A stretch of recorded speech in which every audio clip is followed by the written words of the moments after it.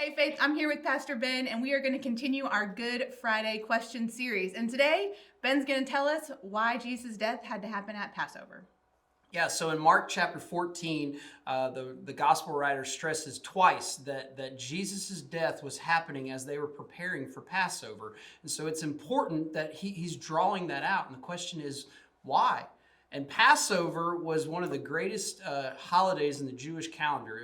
It was remembering what God had done for the Jewish people in the Old Testament, specifically when he delivered them out of Egypt. When the 10th and final plague on the land of Egypt was when the angel of death passed through the land, and it was called the plague of firstborn, and all the firstborn of Egypt was killed.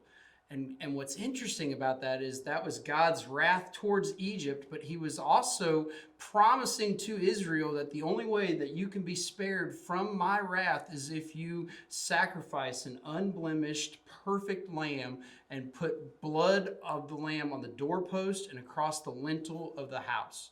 And so he says in Exodus chapter 12, if I see the blood, I will pass over you. And so that's fascinating that as we get to Jesus' death, his pending crucifixion, that the Passover is being prepared. And the gospel says over and over again that it was during the time of Passover, there's no mention of a lamb being slaughtered for the people. And that's to draw our attention to the fact that Jesus is in fact that Passover lamb, that he is preparing to be slaughtered as an innocent and perfect sacrifice in the place of his people, and that if they are covered by his blood through faith in what he's done on the cross, then God in his wrath will pass over them. And so that's what the writer wants us to see, is that Jesus is our Passover lamb.